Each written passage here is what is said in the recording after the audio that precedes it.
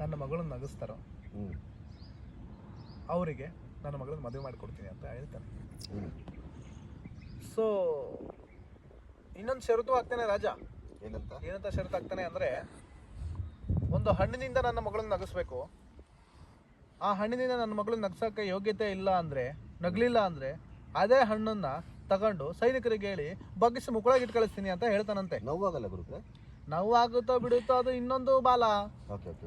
ಒಟ್ಟು ಅವನು ಮಾಡಿದಂತ ಹಲ್ಕ ಕೃತ್ಯಗಳು ಹೇಳ್ತೇನೆ ಕೇಳು ಬಾಲ.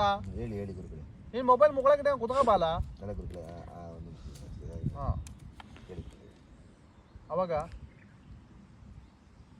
ಔತಣ ಕೂಟ ಎಲ್ಲ ಊರಿಗೆಲ್ಲ ಡಂಗುರ ಸಾರಿಸ್ತಾನೆ. ಒಂದಿನ ಫಿಕ್ಸ್ ಮಾಡ್ತಾನೆ. ಸ್ಟಾರ್ಟ್ ಆಗುತ್ತೆ.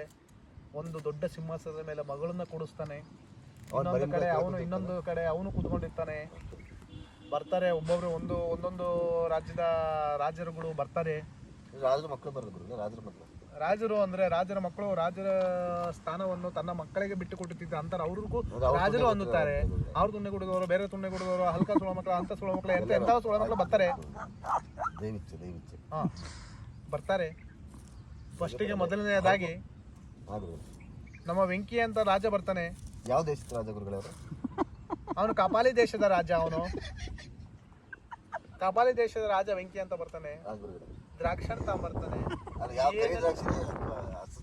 ಕರಿ ದ್ರಾಕ್ಷಿ ತಗೊಂಬರ್ತಾನೆ. ಅವನು ಏನೆಲ್ಲ ಮಾಡಿ ಸರ್ಕಸ್ ಮಾಡಿ ನಗಿಸ್ತಾನೆ.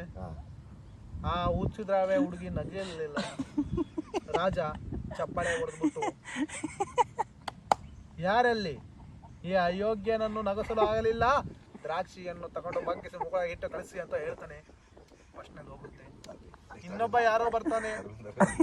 ಇನ್ನೊಬ್ಬ ಅರವಿಂದ ಬರ್ತಾನೆ. ಅವನು ಉತ್ಸುಕ ರಾಜ್ಯದ ತುಕಾಲಿ ರಾಜ ಅಂತ. ಅವನು ಉತ್ಸುಕ ರಾಜ್ಯದ ತುಕಾಲಿ ರಾಜ ಅರವಿಂದ ಅಂತ.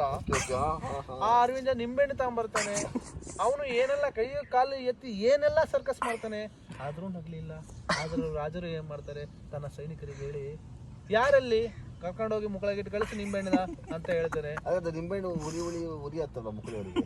ಅವ್ರವ್ರ ಕರ್ಮ ಸ್ವಾಮಿ. ಅವ್ರವ್ರು ಯಾವ ಹಣ್ಣು ತಗೊಂಡ್ಬರ್ತಿದ್ರು ಹಣ್ಣೆಲ್ಲ ತಗೊಂಡು ಮುಕ್ಕಳಿಗೆ ಇಟ್ಟು ಕಳಿಸ್ತಿರ್ತಾನೆ.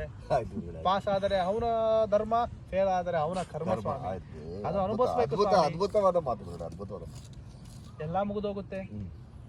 ಕೊನೆಗೆ ಇನ್ನೊಬ್ಬ ಬರ್ತಾನೆ. ಬಾಳೆಹಣ್ಣು ತಗೊಂಬರ್ತಾನೆ. ಅವನ ಕೈಲೂ ಆಗಲ್ಲ. ಅವನಿಗೂ ಮುಕ್ಕಳಗಿಟ್ಟು ಕಳಿಸ್ತಾರೆ. ಇನ್ನೊಬ್ಬ ಬರ್ತಾನೆ. ಮತ್ತಿನ್ಯಾವ್ದು ಯಾವ್ದೋ ಏನೇನೋ ತಗೊಂಬರ್ತಾರೆ. ಯಾರ ಕೈಲೂ ಆಗಲ್ಲ. ಅದನ್ನು ತಗೊಂಡು ಹೋಗ್ತಾರೆ. ಮತ್ತೆ ತಾಳ್ಲಾರ್ದೆ